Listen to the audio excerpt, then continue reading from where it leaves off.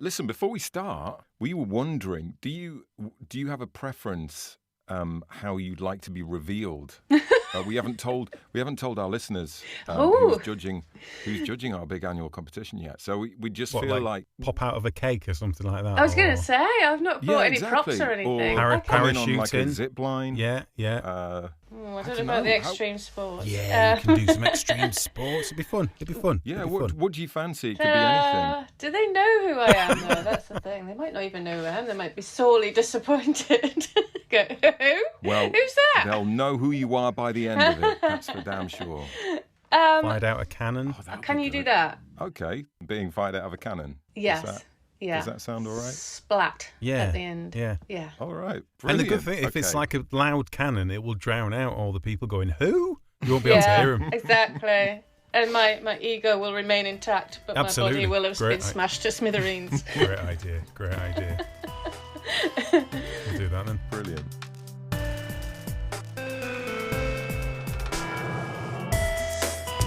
It is time for our competition.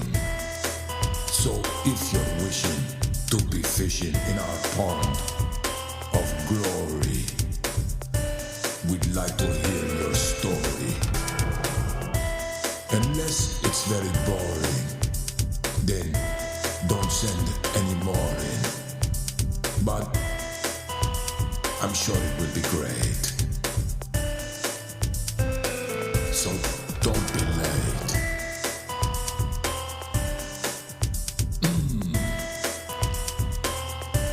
I've run out of words, but the song, it is still going on.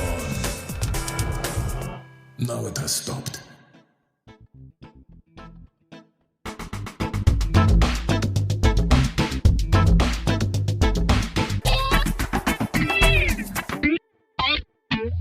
So, Tom. Hello, are you there? Yep. There's not much happening in this episode, is there? It's pretty quiet. I mean, unless you consider the massive biggest ever prize flash fiction competition sponsored by Scrivener, £500 prize. That's quite. I mean, that's happening. That's quite big. But apart from that is quite. You're right. That is quite big. Yeah. I was going to say I wouldn't bother listening to this one, but it probably is worth listening. Actually, isn't it? Yeah. Oh, and the fact we've got a really good judge lined up for it, who's somewhat of an expert and superstar in the field of flash fiction as well. I mean, that's worth mentioning, isn't it? Yeah, that's probably going to help a bit, actually, isn't it, in the writing of the flash fiction? Yeah, it's like a bit of a cheat. So you tips. Maybe you should listen. It's like on the old computer games, isn't it, where you have to go up, down, down, left, down, whatever to get a cheat code. It's like a cheat code. Yeah, exactly. Yeah, I was so confused about what you were talking about there, but I've just remembered. Yeah, back in the old days, you got like invincible, left, didn't you? Right, left, sometimes. left, right, left, right. Oh, I've gone double size. So people can win £500. £500. That's a lot of pounds, isn't it? It is. That's definitely worth doing. And who's sponsoring the flash fiction competition, Tom? It is sponsored by the lovely people at Scrivener. And if you're not familiar with Scrivener, it's a fantastic piece of writing software. Until you've used it, you probably think, well, I can manage with Word or writing on the back of a door in my own blood or, on the walls in crayon or whatever you do. Yeah. But seriously, once it's you can go on to Literature and Latte and get a free trial. And if you're writing a novel, anything that needs different bits putting together or keeping things in a different order and stuff, it's got all the functionality. Whatever you want to do with it in terms of writing, it pretty much does. Do you mean it's just so deep with functionality? I think that's where it really wins. I'd go as far as to say that if you're serious about writing books, it's indispensable, really. It's really, really good. Because it genuinely makes it easier to write. And why wouldn't you do that? I was quite cynical about it when, probably a year and a half ago. We were, weren't we, originally? Yeah. I always think with these things, But it just streamlines the whole thing, I think, really. It does. It sometimes gets a little bit of stick for being overcomplicated. But I would actually disagree because I think it's just because it's got lots of features. You don't have to use them all. That's it. You don't have to use what you want. You can use it. It's like going to a buffet, isn't it? That's exactly. You don't have to eat everything. If you don't want the pickled onions and cheese on sticks, don't have them. Just stick to the pork pies and the vol au vents. Yeah. That's fine. You can, in fact, use it in a really simple, clean way, and then just as you become more familiar with it, as you continue using it, you can start using its cleverer features. Like it does have a working without distractions feature, which is incredibly useful for people like us. Yeah. There's a way of like visualizing your whole book on the cork board. Yeah. Or you can export to ebooks even, so you can publish your book electronically straight away, magically like that. So you can kind of do as little or as much as you want with it. And if you've got anything that's like sort of research heavy or using lots of websites to reference different places that you're writing about or something, so you want to keep that, you can put them all in the right place, so they're just exactly always there, not in your work but completely accessible to at your fingertips. Yeah, no, it's really good, really good. So that is a genuine recommendation. Yeah, absolutely. And also we've got a code, haven't we, that people can use, and you will get a discount for Scrivener. So that is also well worth doing. Right. The code is failing. I don't know if that's important that you tell people. Oh, yeah, that is quite important. Whatever. Failing. Just guess the word. Guess the code, and you could get some money off. So huge thank you to Scrivener. Really kind of them. Right. Continue. I hate to do this to you, Tom, because I know that you don't like it when I bring it up, but we haven't done the question for well over a month. Yeah. And we said we made this promise. In fact, I believe we might have even rubbed noses on it. Oh, yeah. Which any half-decent lawyer knows is legally binding. I think we did. I think we'd like properly... So, Thomas Turner, what have you been writing? Well, the thing is, I don't want to make excuses because I know we talked... No, okay. I know we talked about it before. Yeah, we've talked about making excuses, yeah. But, and like I said, I don't want to make excuses. Because I don't need to. I'm on 12,000 words. What? So it's been going quite well. That's very nice, Tom. Look at that little twist there at the end. So that you're not far off halfway. Probably, yeah. I think at least a third of the way. Ticking along quite nicely. Enjoying it. Oh, well done, Tom. Genuinely well done. A few little personal barriers overcome of those sticking points where you just want to go, it's not worked. But just kind of keeping in that first draft mentality of, well, just write through it. It doesn't matter if this bit's rubbish. It's just a bridge to get to the bit that's not rubbish that you're going to keep later on. Well done. And we're talking about the idea that we don't know about. No, yet. This is the one the kid's story that we started a couple of episodes ago. 3 episodes ago. Oh, it's that one. So you've switched over to that one for a bit. Yeah, just because, like I said, my daughter said, oh, well, you need to write that one. And, so you got an impetus to actually get it done. Oh, that's great. Maybe that's all we need to do. Yeah. There's not much else said than that. Then, whatever, just writing stuff in it. So that's great. I'm glad it's coming so easy to you, Tom. Yeah, I feel really good for peasy. you. How about you, John? What have you been writing? Because we did promise. Yeah. See, now I wish I hadn't brought it up. No, I have been doing a little bit. You know, I said I'd finished my odd little fairy tale. Oh, yeah. Do you remember me saying that? Yeah. Well, it turns out I hadn't. Oh. Because I read it again, and when I was on holiday, I completely rewrote it. But I have actually finished it to my satisfaction. Brilliant. So it's now at the pop it in a drawer stage. So I'll have another look at it in a month or so. But I'm quite pleased with it, which is about as high a praise as I usually give myself. So what are you going to do with it? Well, it's a love story. It's another love story. So it's going to fit in the compendium. Yeah, to add to the collection. I'm just going to chip away in the background when I get kind of bored of doing the crime novel. I'm just going to write another love story. Yeah. So I'm just going to keep adding to them. But yeah, it feels quite nice to have sort of wrapped up another one of them. But the other thing that I have done is I've reread the 70,000 words I've written for my crime novel. Right. And I have begun to continue writing that. I haven't done a lot yet, to be honest. But I'm sort of back in the zone because I'd left it for such a long time. Back up to speed with it, right? Yeah, that's the trouble. If you leave it for too long, you can't remember the little bits and threads, can you? And especially in a crime novel because there's so many threads. Yeah. But the other sticky bit is that I'm onto the section that I haven't plotted out. So I'm a bit in the wilderness.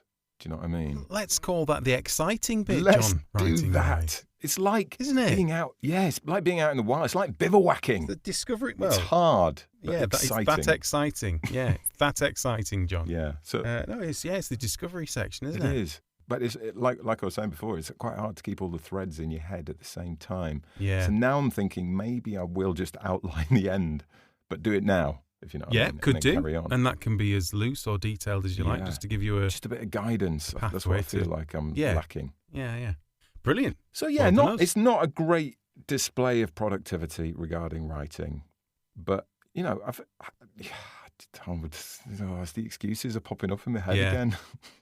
But I genuinely haven't been pissing time away like I sometimes do. Do you know what I mean? Like idly checking social media or whatever. So that's good. Yeah. That actually reminds me. Did you see Patrick's tweet in response to my slightly arsey comment in the last episode about childless writing? Childless writers having it easy. Yeah. It's quite a good response, wasn't it? He wrote, Anne Enright, Booker Prize winner, wrote an entire non-fiction book about being a writer while having children. Hasn't stopped her. Yeah, nice one. So I'm going to try not to use excuses. I probably should say I was deliberately being controversial. Yeah, obviously. Obviously. I sort of immediately regretted saying it. I think I was hoping you might edit it out, actually, of the podcast, Tom. Because it was a bit insensitive as well, because there are people who want children and can't have them, and I'm here. They don't realise how lucky they are. Yeah, so that kind of backfired. Anyway, you're right, Patrick. I know that you're right. Of course he's I'm going to just stop making excuses, I think. Yeah. I'm going to pretend to be an adult. Yeah. I'm just going to do some writing. Well, I can't help feeling there's probably a lot of people listening to this that don't normally listen to us and really couldn't give a shit whether we've been writing or not. And they just want the details for the competition. Yeah, that's probably true. Is it time to meet our star judge? No, it's not, John. Oh, no, it's not. I literally gave you a running list of what was going to happen. Okay, should we back up a little bit? So what now, Tom? What should we do? We need to pick the subject of the competition. Yeah. Which we will do after this short break. Knock, knock. Oh, hi, Tommy. Oh, bad time, mate. No? Open the door then. No. Come on, let me in. Hang on. What? So what? Oh, mother. What the? I was just planning to murder someone? No. Having some kind of episode where you think that telephones are talking to you and washing up liquid is a government mind-controlling device, particularly the lemon fresh variety. It's all linked, isn't it? Isn't that? What? All the stuff on the walls with all the strings and clippings and... No, that's planning for my novel. Right. Looks, intriguing. Well, I was gonna say... Like the musings of a brilliant mind. Messy. Oh. A little bit scary and probably not that useful. Yeah. I can't keep track of what's where and... it's taking me so much time just unravelling this little ball of red string. There's bloody knots in it. You've done naffle writing. Yeah. And that's where Scrivener comes in. Dave? Oh, hello, mate. Didn't see you come in. Oh, I'm not really here. I'm just doing the announce a bit on this Scrivener ad. Oh, right. Weird, but okay. Is that why you're talking in that slightly officious and bit too loud sort of way? That's right. Ah, okay. Crack on then. Get organised, shift stuff around, make editing easier and so much more. Research, notes, earlier drafts, all in the right place and all at your fingertips. And no string to untangle, guaranteed. Get a 30-day free trial at literatureandlatte.com and use the code FAILING for 20% off. I should probably have used Scrivener, shouldn't I? Not your fault, mate, is it? The washing up has been warping your mind. You think? Lemon fresh. Yeah. Uh-huh. So, Tom, how's this going to work? Well, do you remember Dave? Funny-looking chap. Dave. Weird little voice sometimes. Oh, Dave. Yeah, he Dave, used to do the podcast. Didn't want him getting left out. So I said, Dave, we're doing the whole story thing. We need a subject. And he said, Tom, say no more. Why don't I make a massive Wheel of Fortune type thing, a Wheel of Themes? Is that what that big thing is behind That's you? what that is under the cover. So do you want to? You do the honours, please. So I just pull this rope thing here. Pull it off. Ooh. Bloody hell. I tell you what. That's quite good, isn't it? That's amazing. Finish on that bit. Look at that. Listeners, I wish you could see this. That is magic. Look at the dovetailing on that. Is that velvet around the... It's like a velvet. Yes, yeah. Wow. That is beautiful. Oh, and look at the clicker. Oh, that's... Is in the shape of Dave pointing skywards, completely naked. I don't know. What a feature. You could have... Yeah. We could cover that up, couldn't we, when we... Probably should cover that up. We're assuming his talents aren't just aesthetic, that it actually will work if we spin it round. So should we give it... Yeah, let's give it a go. I mean, presumably it makes a terrific noise as it spins. Probably. I doubt it'll sound like a small frog farting. Let's Let's see. Give it a spin, John. Here he goes. Ooh, okay. Oh my God, this is actually quite exciting. There we go. It's just stop there. So has Dave written these, or are these the suggestions from our listeners? Yeah, listener suggestions Dave's put me in. So, right, okay, cool. Yeah, do you want to open that one and just lift the flap and see what we've got? This one says, interesting mushroom varieties. So this, what? Mushroom varieties, it says. It's not, Dave, it's not really, it's not so much a theme, that, is it? Let's call that practice spin. Okay, just to check that it works spin. and everything. Good call. Because that's, and then whatever it lands on next, that'll be the theme. We'll definitely make that. That's it. That's, definitely the thing. Okay, let's go again. Okay. Go. You do it this time, tell me what we got. Okay. So the theme for our annual Flash Fiction 500-word competition is... What's it called? What does it say? Dogging. That can't be a theme either, is it? Should we just come up with one each and then flip a coin? Yeah, go on then. Failing, because we're the failing writers. How about that? So, that's quite good. Yeah, I like that. I'll make that heads.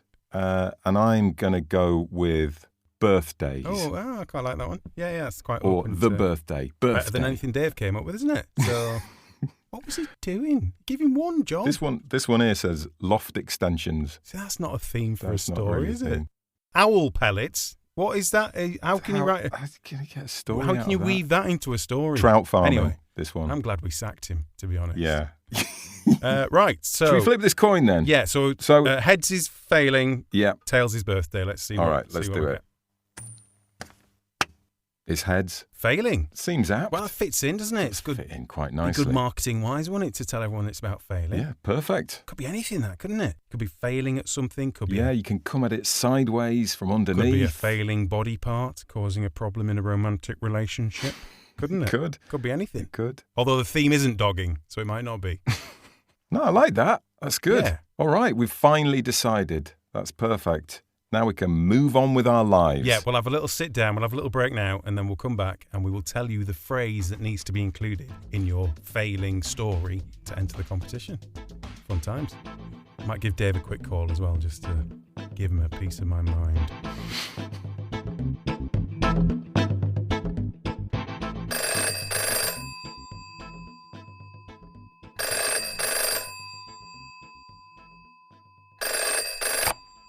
Hello, Tommy.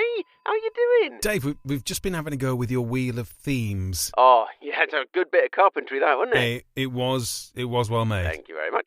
Some lovely details. Oh, yeah. But what, you thought the velvet was too much? No. The problem was it sounded like a frog farting when it spun. Well, it did a bit actually, yeah. But no, it was the themes, mate. Ah, yeah. No, I did think that. I just came up with too many brilliant ones, didn't I? If you did, I think you forgot to actually put them on the wheel. Eh? I mean, owl pellets. So yeah, that was a good one. Dogging, was it? Everyone likes dogs. Well, yeah. Davey, they were terrible, mate. Oh. Me and John had to think of some of ourselves, on the spot. Sorry about that, mate. Well, but no, how can I make it up? I think you've done enough damage. Well, no, come on. I can just. Have you come up with the phrase that needs to be included in the story yet? Well, no. We were just about to do that, so we have got it covered, Davey. Yeah, please don't. No, it's okay. I'll do it. Well, it depends what you're thinking. Nothing to do with dogging or anything. No, I wouldn't dog it. No. Look, just leave it with me.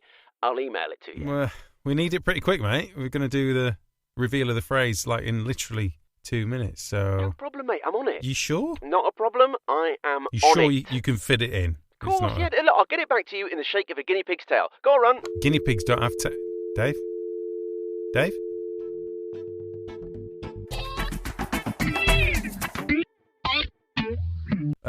So Dave, I spoke to Dave. Oh yeah, and he How said, did that go? Well, he said he was gonna sort out the phrase. Oh, brilliant! He felt a bit bad about. I don't know if he felt bad actually. He seemed to think he'd done a good job of the themes, but never mind. He said he was gonna email through the phrase that needs to be in it, but I don't know. I didn't know whether he'd be too busy or not, but he said he was going to. So we just need to wait for the email. Really? I mean, he will. He said he'd oh do right. it Oh cool. away, So it should be incoming any moment. Yep. So Is it worth getting a cup of tea? Just I hanging don't around know. for a bit? I mean, he said he'd do it. There's one there. Dave. There we go. Right. Do you want to have a see what's in that? Yep. So, what? No, he's all he's put is sorry, I haven't got time. He said he would be. Hang on. What if that's the phrase? Huh? Do you think that's the phrase? Probably, isn't it? It's more likely he just hasn't been too. Well, could be the phrase, couldn't it? Could we use it? Sorry. Yeah. Sorry, I haven't got time. Yeah, could be. I mean, it fits in with failing. It's very on brand. It is. It fits in with the podcast, doesn't it? It's perfect. All right. Yeah. No. Well done, Dave. Dave, you've nailed it. He's a genius, isn't he? Actually, a genius. Isn't he clever? He's good. Sorry, I haven't got time. So, very, very clever. Just to recap. Yeah. In order for your entry to be accepted, you're going to have to use the phrase, sorry, I haven't got time, somewhere in your story. So you need to use that phrase. It needs to have a theme, however loosely, of failing, and it needs to be 500 words or under. Exactly. And it needs to include, sorry, I haven't got time. And that's pretty much most of the details you need to know. For all of the details, you need to go on our website and go to the blog. Yeah. And everything you need to know is there about how you enter and how you send and what format your story needs to take, etc. All that business. Yeah. So website is failingwriterspodcast.com. Go there, get all the details, and yeah, good luck. Now then, there's just one piece of the jigsaw missing, isn't there, John? What's that then, Tom? The judge, the person that you need to impress with your story in order to win. Ah, yes. And it would be useful to hear what they say about writing flash fiction, wouldn't it? It would be. So maybe we could introduce them. They were quite specific about how they wanted to be introduced. Yeah, well. So see how we get on after this short break. Accidentally getting a toothpick caught under your fingernail. Stepping on Lego barefoot. Picking the wrong queue at the supermarket. Putting the green bin out on a black bin day. All of these things are categorically and scientifically proven to be more fun than listening to the Failing Writers podcast. But here you are, and we can only thank you for your fortitude and resolute attitude. Thank you.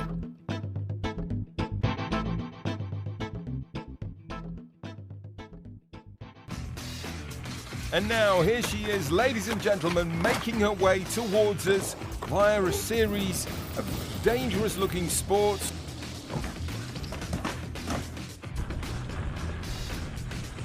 Oh, frontside triple cork.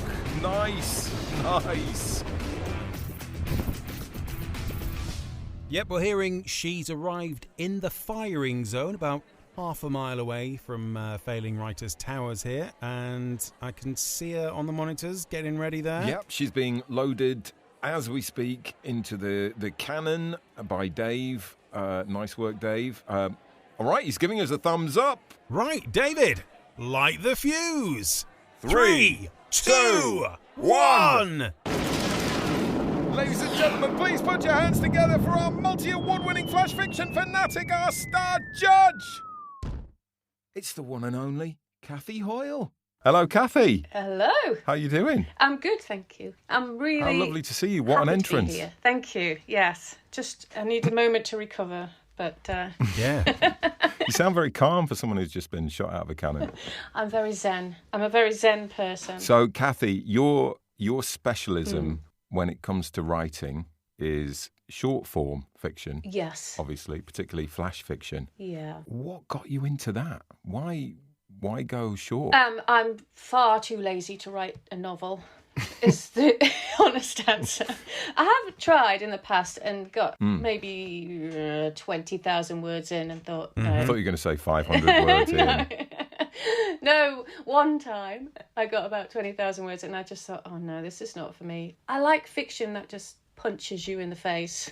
This is how I describe it. Yeah. Short, sharp, edgy, emotional. Get in, get out. Yeah, in, out. Thank you very much. I like brevity I think there's so much to be done. All right, with the don't go form. on about it. I know, look, I'm Sorry. really excited about short fiction. I can't help myself. I do Just go a on brevity about joke, it. but yeah.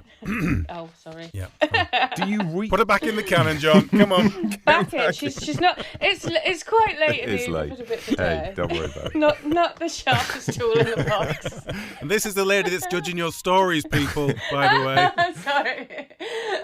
I'll read in the mornings. Presumably you don't have the same reaction to reading. Like, I'm guessing you read novels, you read a bit of everything, do you? Or do you read a lot of flash I fiction? read a lot of flash and short fiction. Right. I like some novels. Is that as far as you're willing to go on that? Yeah. A handful That's of as novels. far as I'm willing to go.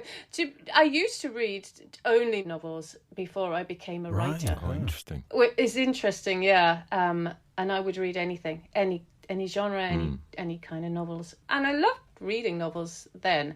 But now, again, it's just, I'm so used to writing and reading short fiction that anything lengthy has to be really spectacular to hold my Right. attention. Yeah. And there are some obviously spectacular novels out there. But I read for work, I read for competitions, for work, for, just to inform myself of what's out there in the world of short fiction. So I do tend to mainly read short that's fiction. mainly what you consume. I guess there is an element, isn't there, with it's unfair to expect anyone but the most brilliant of writers and editors to shape and craft a novel, which is so many words, to the same precision as something that's 500 or 1,000 words. Yeah. You can really get in there and choose every single word and movement of phrase and everything, can't you, in a flash fiction that's just physically impossible in a novel unless you're going to make it your life's work. Well, I was going to say it'd be a lengthy process if you if you did edit to that detail. But one thing I will say, and I'm a workshop host at Writers HQ, so we do have novelists there and short fiction writers, and the novelists who write flash with us say it really helps their process, honing their editing skills as novelists. The more flash they write, the more they get used to sort of paring down those sentences very quickly. So it does inform novelists. Yeah, I would say so. Yeah. I was looking at your list of awards because you've been shortlisted and you've won so many over the years, including winning the Bath Flash Fiction Award last year with The Metamorphosis of Evelyn Jackson. The list is massive. So I'm kind of intrigued. How many flash fiction stories do you reckon you write like a year? When I'm studying now at University of Leicester. So prior to that, I would write 100 flash pieces a year and aim for 100 submissions. And I would say I was successful with probably about 15 to 20% of those. And when I say successful, I mean shortlist, long list, placing. But even getting a long list is amazing. It really is, because there's a lot of flash writers out there. There's a lot of competitions and there's a lot of literary journals. But on the plus side, there's a lot of places to get published and have your work seen as a flash writer. But so I was writing a lot more than what I am now, which is I'm writing short stories now, which take much longer. Oh, right. Are you doing a PhD? Was that? I'm doing a PhD at the University of Leicester, wow. a short story collection based on my Northeast heritage. So all stories, working class stories around the Northeast. And how long do you think that'll take you? I think it'll take me about 150 years, probably longer. It's 4 years, but I've only done 1 year so far, so I'm still in the happy phase of my PhD. I think somewhere in the middle. Yeah, it all goes a bit. From what I've heard, it can all go a little bit weird in the middle, but I'm enjoying it. I love it. I love that. Yeah, but I do still write flash alongside it, but nowhere near as many as I was. The successes are partly just down to writing. Don't say it's a numbers game, because it's you not still a have numbers to be game, very I don't good. think. It is just stinking of quantity, isn't it, over quality, this, John? Is that what you're thinking? Is this the way into it? It's not how Just it write works. any old tat, but as long as you keep the Any numbers old up. It's just- tat. Chuck it in. Someone's going to like it somewhere. I would sell Flash short if I said that, because actually I am passionate about Flash and the crafting of it. Yeah. And I think some folks who might not know much about Flash might think, oh, it's just 500 words. You could do that every day. But Flash writers get a bit sniffy about that. Of course. They're like, no, it's a real craft. It's a lot to pack into a very short space. Yeah. And there's an element of work to it. But you can learn that. How long would it normally take you? I know that's a stupid question, and it would massively vary depending on what you're writing. But say, roughly how long would it take you to write, say, like a 250-word Flash piece? Oh, that's tricky because I don't tend to write every day. I'm a muller. I mull stories in my head and brew them. You're right, and that is part of the writing process, isn't it? It's like, I'll walk the dog and I'll think about stuff for ages, and that's what enables me to write in a way. So it's like, well, that was part of the process. Yeah, so when I come to the page with Flash, it's usually almost fully formed, and I'll put a draft down and then I'll throw it away for ages. I just say, that's a draft. I'll leave that there and I'll do that next door. And then I sort of cycle back around maybe a couple of weeks later and then edit it. Right. So it usually 3 or 4 weeks to complete a Flash, but I'm not writing for 3 or 4 weeks. And you'll have several on the go at once, obviously. Always. I mean, I would say on the go at once, I would have 20 stories. Bloody hell. When I was writing, just Flash. And I would be so confused about what was going on in which story and who was in what and why. I think it's because like with Flash, smashing them together. Yeah, there's usually only one character. Yeah. Or two in a sort of conflict or dynamic. So it's not like a short story where you've got lots of different characters and you're trying to weave everything together. But I do think they need to, Flash especially needs to be rested because they have to have impact. So if you put it away for 3 weeks and then you read it again and nothing's going on, you're not feeling anything, then it hasn't worked and you need to do something with it. Because with anything you write initially, you put it on the page and you go, oh my God, I'm a genius. This is amazing. And then, you work on it and realise you're not. But Flash has to be really impactful.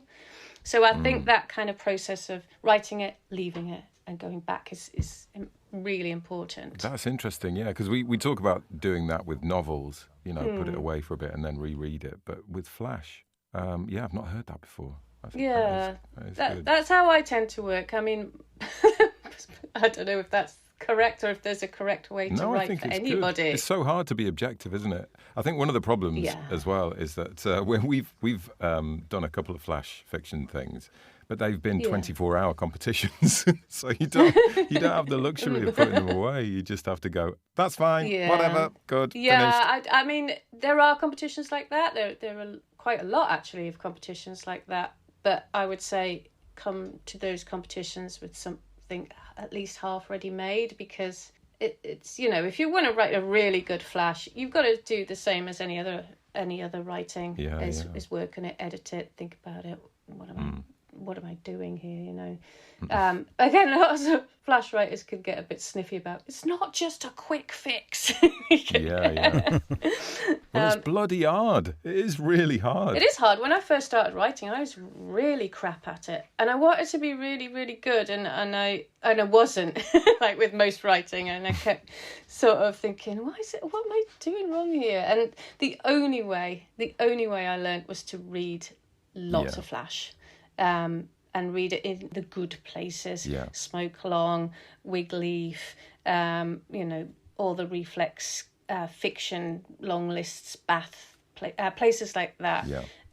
So you really get to learn what other Flash writers, those who are sort of at the top of their game, what they're doing with Flash. So you're saying that's an important part of you. That's a big bit of advice that you would give people who are entering our competition, apart from anything. Yeah, I would say if you're entering the competition, please, first of all, read at least some Flash.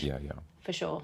Yeah, it's really important. And you get a feel for it the more you read and the more you practice. I think I would say as well, just tips. If you've never written Flash before, the first thing is there's no setup to Flash. So you don't need to set your story up, just go straight in. right at the point of conflict. Yeah. So read and start right at the point of conflict. Yeah. Because our competition is now officially on, and the subject matter, because I don't think I've mentioned this to you before, Kathy, is failing. Oh, that's a good one. So the story has to involve failing in some way. It can be very loosely. Yes. We're not going to be kind of overly strict on that. But obviously, if we don't see any link with failing at all, you're probably not going to win. I like that. That's a great theme. Love that. Okay, good. I'm pleased you said that.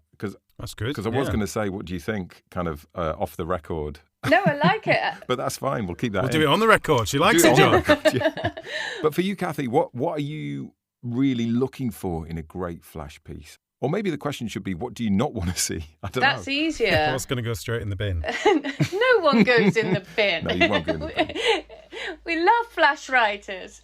Okay, so I probably am a little bit narky about prose poems that are thinly disguised as flash. So I like a narrative arc in flash fiction. No, so like I see a lot of sort of vignettes and just like monologues, and I think, and sometimes the language is amazing, or the writing's fantastic, but I'm like, well, nothing's really happened here. So ultimately, sorry, just to clarify that, by a prose poem, you're basically saying there has to be a story, right? Yes. It has to have 100%. moved on by the end in some way. There's a character and something happens to them. Is it as simple as that, or is it more complex than that? It's as complex as you make it. Good flash has lots of layers. So there's a surface story where a character moves from A to B, something happens. And then there's sort of layers you can weave in using kind of clever language. All of those things I love. And I like a poet's toolkit, so I like sort of lyrical prose and all those wonderful things you could use, but certainly not just an image and a musing. That's not for me. I want something to happen. Yeah. And the shift can be subtle. It doesn't have to be a great big sort of ta-da sort of thing. But with flash, it's more an emotional response. Yeah. I think for flash, I want to feel something when I'm reading the story. Yeah. That's kind of my top tip. It's interesting what you were saying before about poetry. I was going to ask, do you mind if I read one of your flash fiction pieces out? One of my favourites. No, go ahead. And the reason I want to read it is because I feel like it might inspire people looking to enter this competition to sort of think beyond the usual ways of telling a story, maybe. Okay. I'm not saying do it like this. I'm just saying, there are lots of ways to tell a story. Yes. And, it's worth kind of playing with some ideas before you start. But this piece, I think, it just tells a story in, I almost want to say like close-up photos, but moving photos in Technicolor with like smell-o-vision and touch. It's called Sea Fret by Kathy Hoyle. Sea listens. Boys, 3 boys, lithe-limbed boys with windswept curls, slipping on seaweed, clinging and climbing on mossy rocks, cat-calling through cupped hands. Boys who bellow dares and whoop and push and land in icy sea foam spray, voices on the cusp of breaking. Sea wants. Boys, 3 boys, bare-chested boys with mammal blood and thumping hearts and slick white bone, not salted shell or rough-scaled fin. Boys who taste of youth and joy and fragrant grass on summer days. Boys who bravely dive from rusted pier to swelling tide, ignoring warning voices echoing on crested waves. Sea takes. Boy, smallest boy, sweet plump boy, with fading breath and aching legs and fingertips that briefly touch then slip away. Boy whose mother just that morning packed him rounds of buttered bread and apple cake and warned of vicious sea with riptide curl and unseen snarling teeth below. Smallest boy, with tiny final cry, drowned out by sound of beating mammals' hearts and screams from voices on the cusp of breaking. Sea leaves. Boys, 2 boys, lithe-limbed boys with bare chests heaving, salted tears on milk-pale cheeks, standing deathly still on sharp stone shore. Boys who start to shiver, clammy cold together, as they watch the sea fret mist roll in to haunt their minds with guilt-soaked dreams forever. That's very beautiful, that. Thank you. But it's not far from poetry. Not far. At all. They are really. close cousins, and obviously you can hear in that the lyrical language, alliteration, repetition, all of, as I say, you can use your poet's toolkit to write Flash. But there is a story there and something happens, albeit something terrible, obviously. And that's the thing that tips it into Flash fiction, isn't it, in a way, I guess. There's a lot of ways you can structure Flash, some fabulous ways. Hermit crab Flash, which sort of sits under the guise of maybe, I don't know, a recipe or an instruction booklet or something like that. There's fragmented Flash, where you can fast forward or flash back, those kind of things. You know, you can just use dialogue. Again, by reading all these different Flash pieces available, you can see how people structure their work in incredible ways. I mean, I've seen Flash fiction as crossword puzzles, as a guess who once, and they even had like the faces that you flipped them down with each kind of paragraph. It was fabulous. So, you know, there are magazines like Void Space that really show you how you can do sort of interactive Flash, digital Flash, all those kinds of things. Probably for this competition, I would keep it a little bit more simple than that. But, you know, there are really fabulous ways to structure your work. You can play with the form, 100%, yeah. It's really pliable form. That's what I love about it. It's edgy, pliable. Use your white space. And the title. The title is so important. So that's a tip for your writers, because you've got such a short space to write in. And do a 500-word title. I've said this before. Yeah, I've seen it. I've seen massively long titles, and they're brilliant. Some of them. In fact, there is one, and oh gosh, I wish I could remember it now. But it's basically all title, and it's to my boyfriend, basically, who cheated on me, and then the whole story is one word. It goes ha. But it's really funny. But use your title because it's so important, and it can really set your story up. When I say that you don't have time for a setup, actually your title can be the place to do that, to set your story up. Right, yeah. And what should the title do then? Obviously, it will depend slightly on the story, but should it be a hint at the outcome, or should it be a setup for the situation, or where do you? Well, it can be both of those things, or either or those things, as long as it's going to do something to help the story. So it's got to do some work. Yeah, it's not rather than just existing as a as a title. Yeah. And the ones that really pull you in are interesting titles as well as interesting stories. So yeah, make your title do some work. And that's going to help you out a lot when you're writing. There's loads of tips. I mean, I think on Writers HQ I've done top 10 tips for writing Flash if people want to have a look at it. There's things like you're talking about write things honestly, things that matter to you, things you're passionate about. Oh, so do you know what? I've got a quote here from your top 10 tips on Writers HQ. Oh, have you?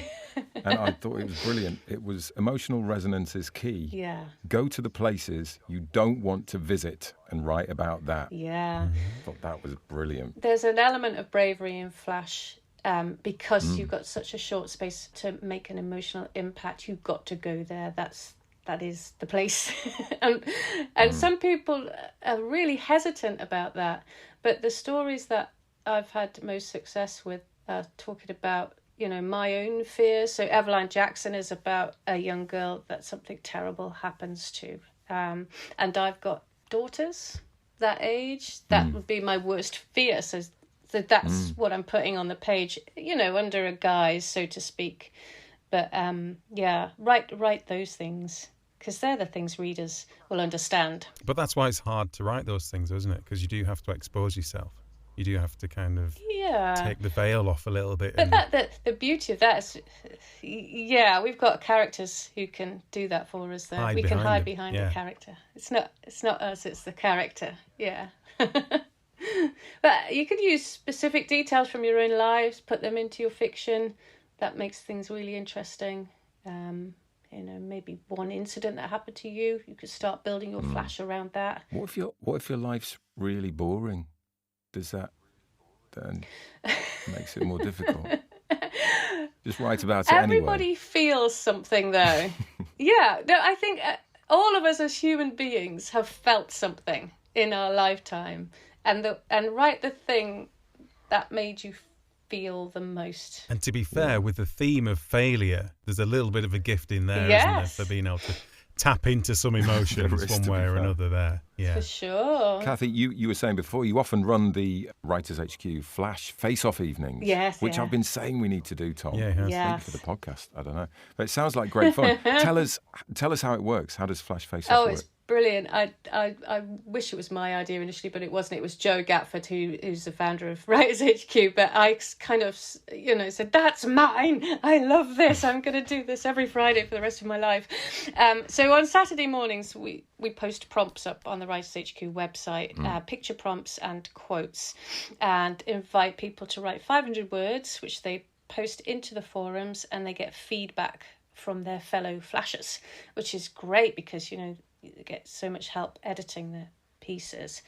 And then on Friday nights, I pick 4 of those stories, and they get to read them aloud, and we have beers and we chat and we have a load of fun, and it's quite sweary and silly sometimes. But over the 2 years, some people have published their first ever stories, or now people have published 20 stories just from writing week on week on week. And in that sense, it is a numbers game, because we're encouraging people to write every single week, and they've written loads of Flash, published loads of Flash. We've got this lovely community where everyone's welcome. We get new people every week, and they all say, God, I feel so welcome when we come and join you. And a load of regulars as well, I'm guessing. And the regulars, yeah. And it's all free. Anyone can join us. So we have great fun with that. I love doing it. I love doing Flash Face Off. Oh, yeah. I was going to ask you about... You've written a novella in Flash called Chasing the Dragon. Yes. Which I've got a couple of questions about. Firstly... I've come across the phrase novella in Flash before, but I'm not totally sure I understand what it means. No, Elucidate for us. No, it's so that's a kind of a still quite niche genre, I would say.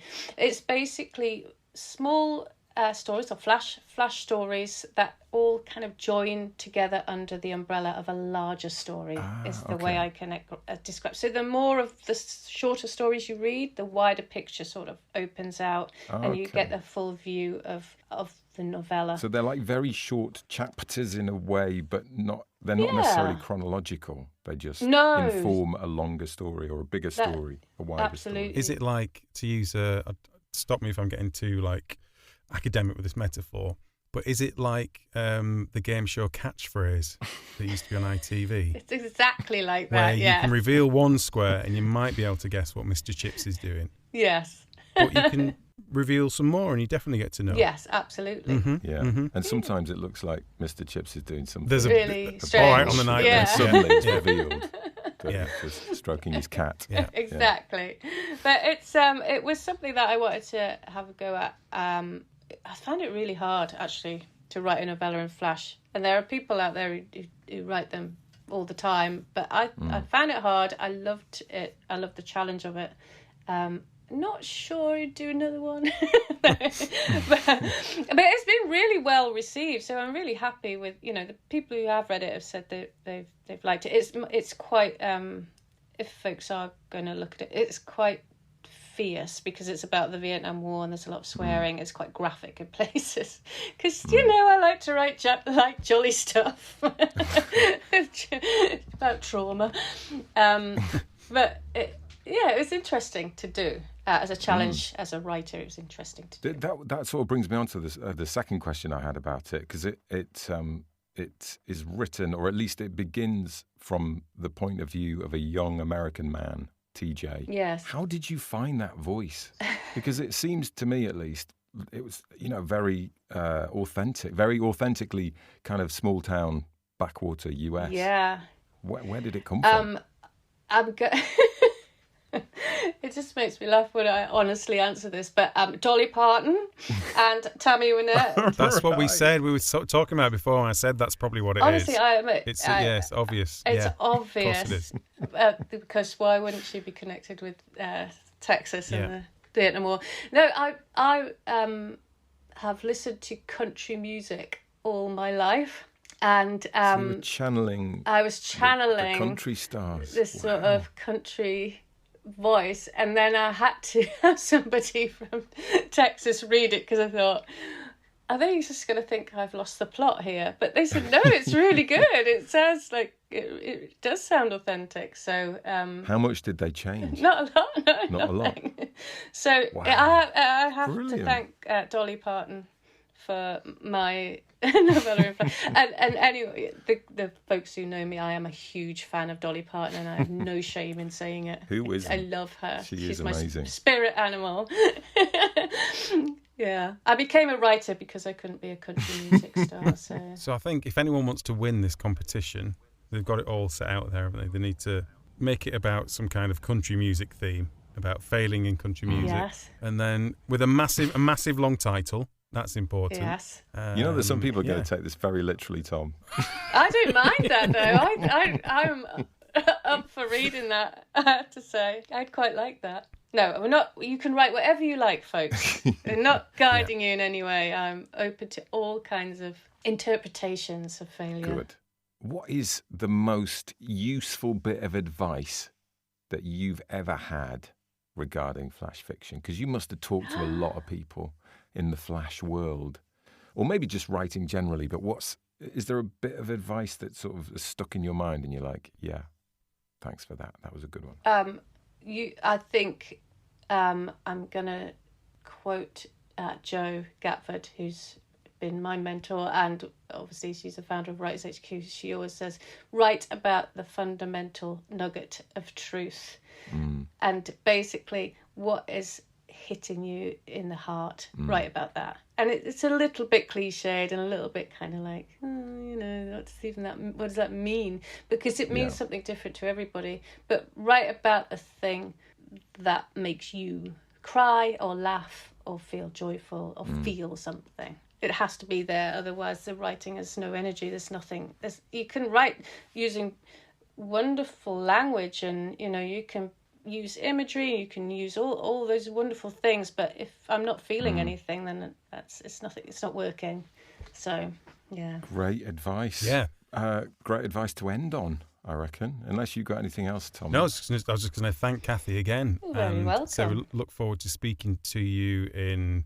How long is it? 3.5 weeks have people got, John? I think that's about right, yeah. That's a good length of time to write a flash. So it's a good enough time for someone to write something and have a look at it. Put it away, have another look at it and get it edited. Put it away for a week, come back, edit it. The closing date of the competition is the 29th of September at 9 o'clock in the morning UK time. So, get it done before then, people. Otherwise you will be a failure. And your story won't be about failure. You will be the failure. Motivational speech from Tom. It's a motivational. Yeah. It's how we roll, isn't it, on this podcast, really. Yeah. So come on, you losers, get writing. It's just motivational, really. Well, thank you so much, Kathy. Lovely talking to you, and we will talk to you again in about a month's time. Do you want to go back out in the cannon, or do you want to just want to leave through the door? Or I think I'll probably go through the door. I feel a bit sore after being fired. Yeah, the cannon does. Yeah. But thank you very much for inviting me, and I'm looking forward to reading all the stories that come in. Kathy Hoyle there, and we'll drop links to her website below, where you can read some of her outstanding work, and you can also actually. On that website, don't know if you spotted it, Tom, but you can find out about her flash fiction feedback services, where she will, for a very reasonable fee, look at your flash fiction and suggest how you might improve it. So you probably can't do that for our competition, as she's actually the judge. Yeah, that'd be interesting, that, wouldn't it? You probably could. You shouldn't have said that. Yeah, No. They probably could under some kind of guise. But Yeah. she would recognise it, though, again, wouldn't she? She Be like, would, hold I on think. a minute. But if you are thinking of entering some other flash comp and you want your piece to be as good as it can be, it's definitely worth checking that out.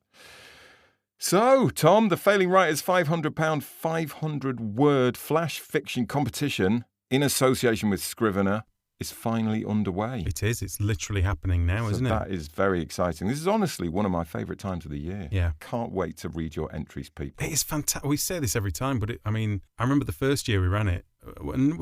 guess we weren't expecting that much, and we got so many entries from so many places and so many different, like really different spins and styles of writing and all sorts. It's just so true, and you get like this little endorphin rush every time the email goes ping. Yeah. So, yeah. Looking forward to reading them. Definitely. So is it time now for our regular feature where we present a listener's work in progress and then have a little chat about it? Is that what time it is, Tom? That is exactly the time it is. Awesome. And have we finally run out of names for it? I think we have. I think we've exhausted all the whip puns that we have at our disposal. So this one this week is from Jonathan Aldridge, and it's called The Honey Pot. He says this is his 4th full rewrite. Bloody hell. He's been working on it for nearly 3 years, and in the process of those rewrites has gone through upwards of 200,000 words. Gee. And it's kind of morphed from what it was at the start. So he said at the start it was kind of a realist literary fiction, and what it's ended up at is like a kind of a comic farce, pointed political satire. I think someone mentioned, didn't they, that it might work as a satire, and so he just really leaned into that. He took someone's advice, and then it seemed to click. He said. Yeah, and it's quite interesting what he said. Hence him sending it in to us, I guess. But he said he used to keep his writing private, but is now all about sort of crowdsourcing ideas. Sending it out there. Yeah. Which effectively is what has made this what it is by doing that. So I think that's probably good advice. Yeah, well, that's true. As terrifying as that is, to put it out there, that is the way, isn't it? It's the way forward. So shall we have a little listen to Yes. Chapter 1? Let's do that. The Honey Pot by Jonathan Aldridge. Chapter 1. Sorry. Another unthinkable crisis has torn through the department today, and much as it pains me to fail Harmon, it's time I came clean. Sir, I'm terribly sorry. It's all my fault, I cry. Harmon swings around in his swivel chair and claps me on the ear, forcing a gasp from my lips. Jobson, what have I told you? Never apologise. It's a sign of weakness, and you don't want people thinking you're a sissy, do you? Oh, I'm sorry, sir. I forgot, I say, my head ringing. He slaps me on the other ear, and I yelp, clutching my head. There, you did it again. Oh, sorry, sir. Jobbo! Harmon bellows, thumping both ears like they're a pair of cymbals.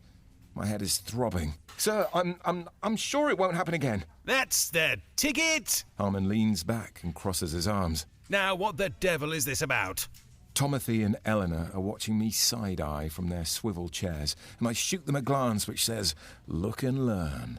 If I must fling myself at Harmon's feet, then I'll do it with gusto and be the best groveller he's ever seen. It's your latte, sir. The baristas at Pret forgot the extra shot. Everything else is perfect. Vanilla syrup, 2 sugars. But I shouldn't have trusted them, damn it! I should have performed my due diligence. Harmon swigs from the cup and spews it out over my shirt. Those bastards, he grumbles. I nod my head gravely. I know, sir. Never mind, Jobbo, there's always tomorrow, and do try not to be so honest. It's rather unbecoming. Nonetheless, sir, I'll write up a lessons learned report by close of play, if you don't mind me staying late. Righto, no harm done. Harmon pulls me onto his lap and wraps his meaty arm around my shoulder. Say, next time, let's you and I go out for a Pret instead, yes? My treat. Really, sir? I'd love that. We could discuss my career progression, I say, by which I mean I still hope to be promoted over Tomothy and Eleanor, despite this hiccup. Harmon massages my shoulder. Your progression? Yes, I suppose we can cover that too, he says. I'm sure he means it this time. I've been greasing the wheels long enough. Tomothy and Eleanor are rolling their eyes like I'm a blatant sycophant. But they're the fools. Fucking up, them fawning about it, endears you more to a senior person than being nice or capable. Tomothy is nice and Eleanor is capable. Tomothy is so nice, he never lies to get what he wants, but there's a ceiling for that sort of behaviour. It's called grade 7. Eleanor is capable, which itself is an impediment here, as capable people tend to ask logical questions and therefore expose their colleagues. Eleanor doesn't realise that our real job is to maintain the illusion that the left hand knows what the right is doing. She's also such a bureaucrat that she'd never buy the director his favourite hot drink, simply because it's not in her job description. I, however, am rather clever. The more I practice at office politics, the more I find A, I'm rather good at it, and B, it's bloody good fun. I sip my latte casually. John Jobson, you cunning operator. Harmon will never know you forgot to order the extra shot all along.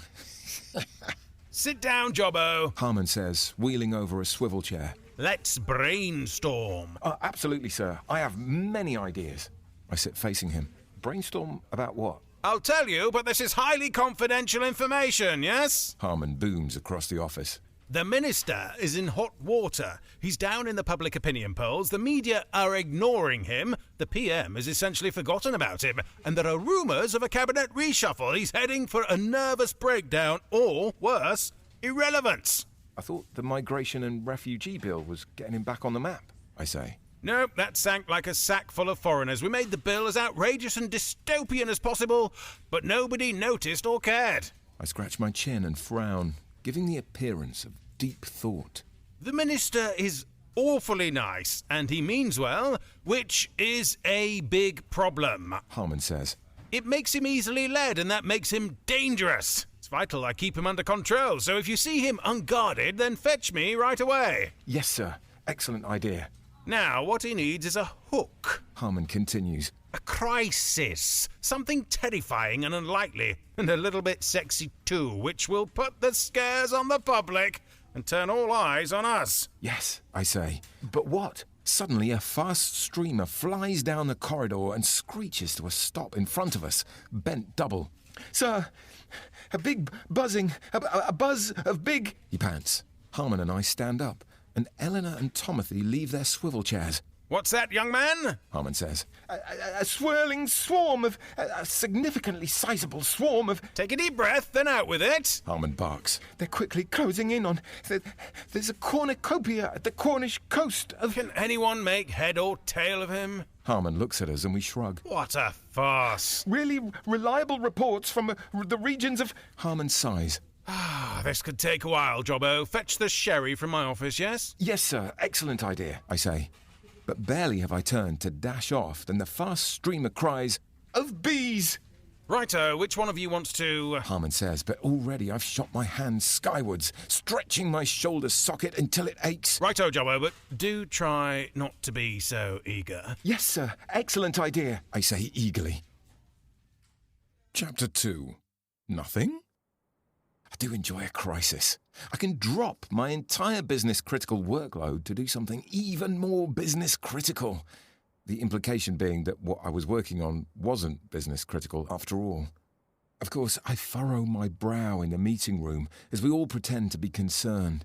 We discuss where the bees came from, why they're migrating, how we should respond, and how it all may end. Because none of us have any actual knowledge of these things, the exercise is entirely pointless and rather fun. As we move on to potential policies, someone says, "Wait a minute, who here can actually make a decision on something?"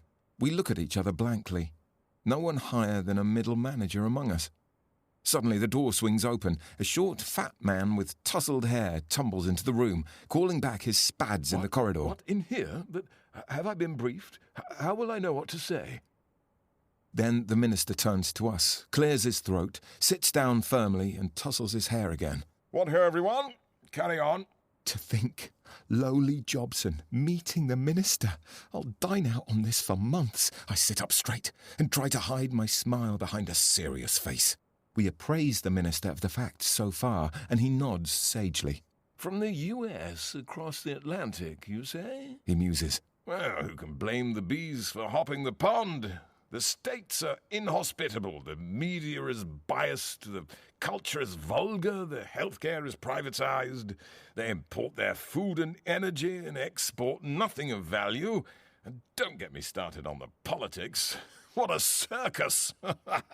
Every person laughs hysterically and for a considerable duration. One man from finance turns red and faints in a rather desperate attempt to influence upwards. And I wish I'd come up with it myself. It's no wonder they're coming to Great Britain. The minister goes on. We're the greatest nation in the world. The beating heart of the West. The origin of civilization. The home of good manners and traditional values. They probably heard we're a haven for insect kind.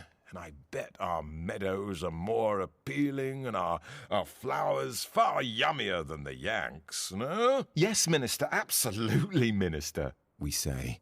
The minister points to the fast streamer. First, let's call the US, find out who's granting these bees illegal passage without suitable documentation. The fast streamer glances around, desperately confused. Documentation, sir? Next, we need a plan. The minister claps his hands on the table. Obviously, I can't come up with ideas. You tell me the options and I'll pick one. I sit forward. Minister, we're dreadfully short on our pollination targets for the 12th year running, I say. The extra resources could act as a vital catalyst for British food production and biodiversity. So we invite them to stay. The minister nods. Full access to our yummy flora and let them get to work. But there's a problem, the fast streamer says shakily. We think this is a swarm of Africanized bees. The minister's face scrunches up. Africanized? I thought they were coming from the US. Don't confuse me, please. I'm sorry, it couldn't be helped, the fast streamer says. Africanized bees come from the US. They're commonly called killer bees. The minister claps his hands and chuckles. Killer bees! Oh, fantastic! This will get the PM's attention, won't it? Yes, Minister. And the public? They'll notice. Yes, Minister, the fast streamer says. But once the bees make land, they may start killing people. The minister frowns. It is a sticky wicket. So, we tell them to turn their boats around, he says. They're not on boats, sir. They're bees. So there you go. That was chapter 1 of The Honey Pot by Jonathan Aldrich. Well, chapter 1.5, actually. But yeah, I would say an enjoyable little jaunt. I thought it was one of the most upsetting things I've read for a while. Why is that? Because firstly, I could absolutely imagine the current government being run like that. Right. In fact, on the evidence of the last few years, I think you'd struggle to convince me that it's not maybe slightly worse than that. But secondly, this is another writer of such quality and who has such a firm grasp of his craft. Yeah. It's just another person who's out there writing high-quality stuff and, you know, it would seem unnoticed. Yeah. So it's just another kind of travesty in my eyes. I think it's one of my favourite work-in-progress bits that we've done. Yeah. I would say. Yeah. I think I started reading it, and you know when you kind of start something like this, and obviously there's been things like The Thick of It sort of recently-ish and much less recently, stuff like Yes Minister. You know, there's been plenty of satire in this area, hasn't there? Yeah. And I was thinking, I hope it's not just kind of a bit of a reworking or a pale rehash, kind of a bit sort of insipid and what have you. But it really wasn't, was it? No. It had a lovely freshness and sharpness to it. Yeah. It's big and cartoonish. And it is the level of ridiculousness really breezes it along, doesn't it? He's pushing it as far as he can push it without it being absolutely ridiculous. I quite like that. Do you know, I got halfway down that first page, and for the rest of it, I couldn't help feeling that this perhaps, to my mind and to my ears, this isn't perhaps a novel. This is a Radio 4 series. Yeah, I know what you mean. I know we've read it out there, but if you imagine it sort of being acted out by a troupe of actors, and the right people cast in it, us, you mean, Tom? Oh, like properly talented people, John. But just like kind of, I could just hear it on as a satirical Radio 4. And now on Radio 4, people The Honey would Pot. love this, I think. It belongs there. I think. So, Jonathan, scrap all this novel nonsense, rewrite it as a radio play. The poor guy. But he's already done 4 rewrites. He's not going to. Another one's not going to do any harm, is it? I am going to step in and say it worked absolutely fine for me as a novel. It completely did. Yeah. Don't get me wrong. Maybe write the novel first, get that to be a bestseller, and then make more money out of it by reselling it. Yeah, exactly. But it just had, I guess it was just, it's probably testament to his sharpness of the dialogue, and the ability to be in the head of the protagonist in that lovely way of just, I don't know, there's just a nice, how would you put it, a naiveness to the narrator, wasn't there? Yeah. He's actually quite a likeable character, isn't he? Even though he's a bit of a dick. But you could tell he wasn't quite understanding the entire world around him, but he was still completely plugged into it. So he wasn't just completely hapless and out of it. In his head, he knew what was going on, and he was. But as a observer, from what he was giving out, you were thinking, "Oh, come on, Sunshine, do yourself." He's desperate to play the game, isn't he? He's fully invested. Yeah, and he thinks he is. He thinks he's doing the right moves. Right. He's politicking beautifully. But it feels like every line is doing work here. You know, we always say this about comedy, but it's either funny or it's pushing the plot forward, or it's kind of rounding out the characters, or it's doing all of them. Yeah, ideally, yeah. And there's nothing. It just felt like there was nothing wasted. I think we probably need some sort of big round of applause here, Johnny. Yeah. It was really excellent. You can tell how hard you worked on it. It does feel very honed, doesn't it? Yeah. It's very slick. Yeah. Definitely. Really good. Really good. So, yeah, well done. Do you know what? I'd written quite a few notes on this, John. Do you know what my last note is? Oh, yeah, go on. It's brilliant.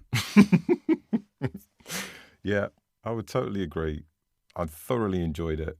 And I really hope it becomes a book. It feels like I mean, I can't be asked reading the novel, Jonathan. I'm just going to wait till it comes on Radio 4. So, yeah, soon if you can crack on with that bit, like get the book thing done, that would be best for me, if that's okay. Yeah. No, it was marvellous. What a beautiful thing to end on, Tom. Isn't it lovely? It was really lovely. I mean, as if our opinion means anything, but I'm sure, nevertheless, hopefully, Jonathan. But it's so nice to know that people enjoyed things that you've created. Oh, yeah. No matter who they are, even a couple of Egypts like us. We've been so lucky with the work in progress that people have sent in. Again, it's like we were saying about the competition. There's been such a breadth of different stuff. And even in the ones that were like quite raw, fresh work in progress that maybe hadn't been sort of edited down and polished. Yeah. There's still that core of, oh God, that's an idea. You know, the idea and that's it. Oh, there's something in them. It's something to get excited about, isn't there? Because, of course, you're right. A lot of the work in progresses that we see, they're in very different places, aren't they? This is like a 4th rewrite. And sometimes we get them like fresh off the page. Yeah. I mean, this should be good. Jonathan should be embarrassed if this isn't good, because, like, you can't do it in the 4th rewrite. Come on, what are you doing? 3 years? Yeah. Come on, mate. No, very good. Very good. It sort of made you realise that you probably do need to actually work on things for a really long time before they're any good. Yeah. I have nothing else to say about that. So we could probably end the podcast, do you reckon? Yeah. Is it too... We've said everything we need to say, haven't we? Yeah, please. We really are looking forward to your competition entries, so do get them in. And don't leave them to the last minute, because otherwise we'll have hundreds of them to read at the last minute, and yours might get left out of the pack. Yeah. You don't want that, do you? We've talked about this before, haven't we, about is it better to send them in early? Yeah, it's difficult, isn't it, really? When they're not surrounded by other ones. Yeah, but then do they get forgotten because they're early on? Yeah, because we do have a lot to read. So sometimes it is I think it might be helpful sending them early. Yeah. Well. Ideally, if you could all get together, listeners, and kind of pace them out. Yeah, and work out a system. Yeah. That'd be really nice. So maybe do it in alphabetical order. Yeah, perfect. Yeah, one a day. Surname. Or height, line up in height and go from shortest to tallest. That's great. Yeah, that would work. Yeah. Good idea, Tom. Good idea. Thank you very much. Much. Right, get writing, everyone. Yeah. We want to read your stuff. And just if you're struggling, if you're procrastinating, just think of that £500. Oh yes. See you later. See ya. Thanks. I might have thanked them at the end there, but I did. So I'm going to edit that thanks out, John, because that's nonsense. Ridiculous. Hello. Where's everybody gone?